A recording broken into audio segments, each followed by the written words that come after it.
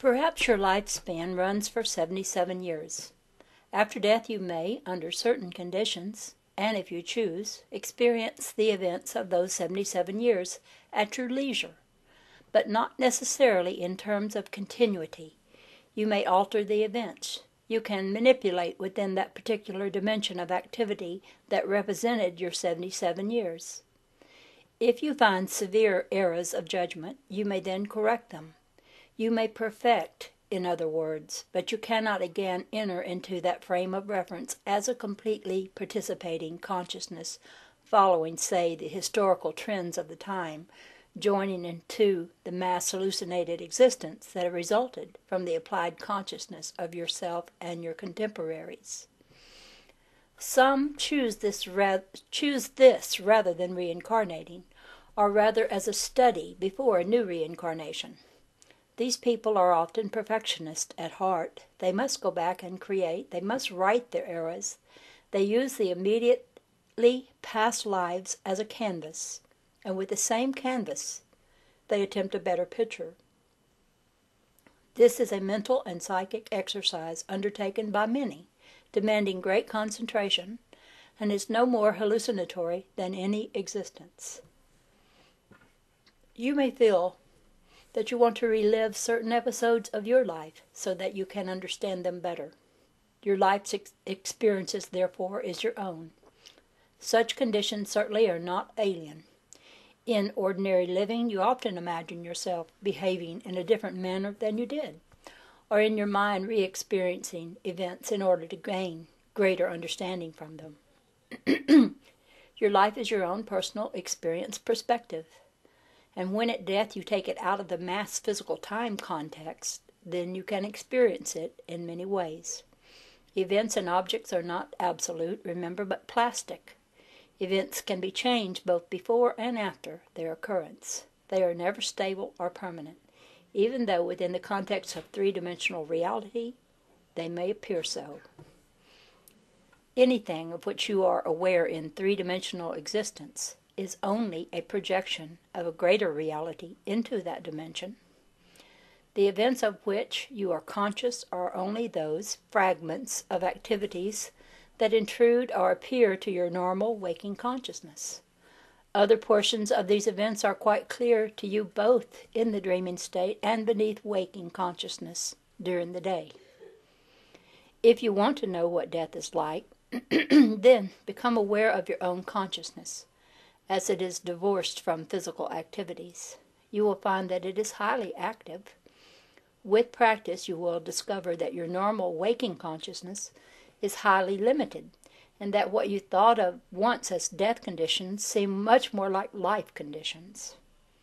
Such other existences and realities as just described coexist with your own, and in the waking state you are not aware of them.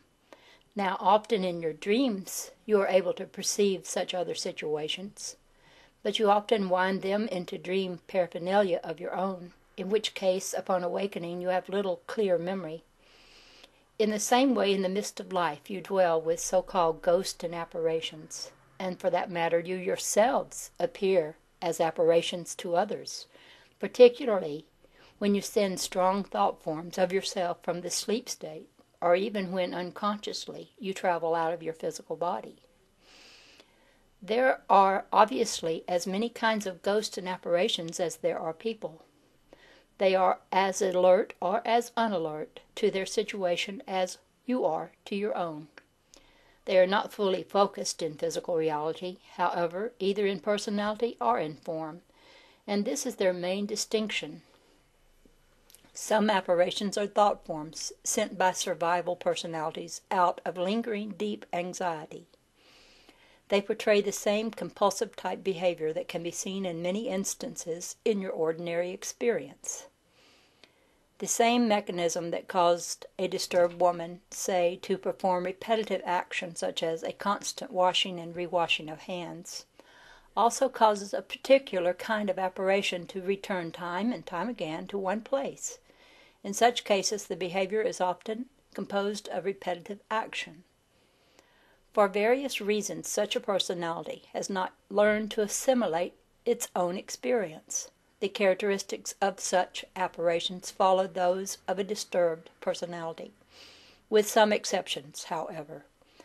The whole consciousness is not present. The personality itself seems to be having a nightmare, or a series of recurring dreams during which it returns to the physical environment. The personality itself is safe and sound, but certain portions of it work out unresolved problems and discharge energy in such a fashion. They are, in themselves, quite harmless. Only your interpretation of their actions can cause difficulties. Now, in the middle of life conditions, you also appear on occasion as ghost in other levels of reality, where your pseudo appearance causes some comment and is the ground for many myths, and you are not even aware of this. Now, I am speaking generally. Again, there are exceptions where memory is retained, but as a rule, ghosts and apparitions are not any more aware of their effect upon others than you are when you appear quite unconsciously as ghost in worlds that would be quite strange to you.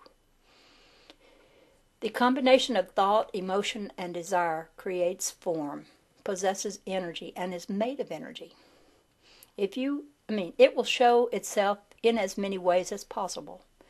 You only recognize the physical materializations, but as mentioned earlier in this book, you send pseudo forms of yourself out from yourself, of which you are not aware, and this is completely aside from the existence of astral travel or projection, which is a much more complicated affair.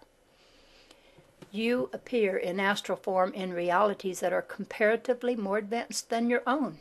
You are usually recognized because of your disorientation. You do not know how to manipulate. You do not know the customs. But whether you have a physical form or not, if you have emotions of feelings, these will take form. They have a reality. If you think strongly of an object somewhere, it will appear. If you think strongly of being in another location, a pseudo image of yourself will be projected out from you to that place, whether or not it is perceived, and whether or not you yourself are conscious of it or conscious in it.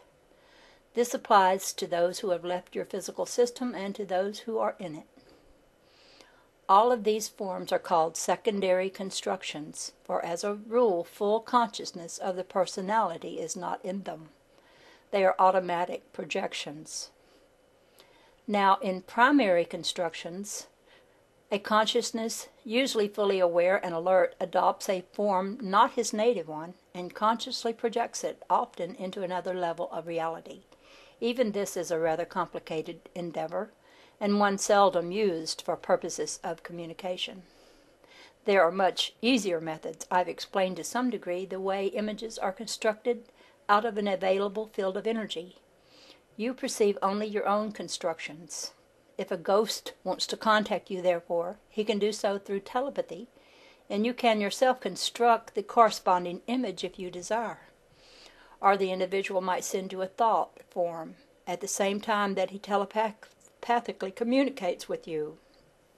Your rooms are full now of thought forms that you do not perceive, and again you are as much a ghostly phenomena now as you will be after death. You are simply not aware of the fact. You ignore certain temperature variations and stirrings of air as imagination that are instead indicative of such thought forms. You thrust into the background telepathic communications that often accompany such forms, and you turn aside from all clues that other realities exist quite validly with your own, and that in the midst of one existence you are surrounded by intangible but valid evidence. The very words life and death serve to limit your understanding, to set up barriers where none intrinsically exist.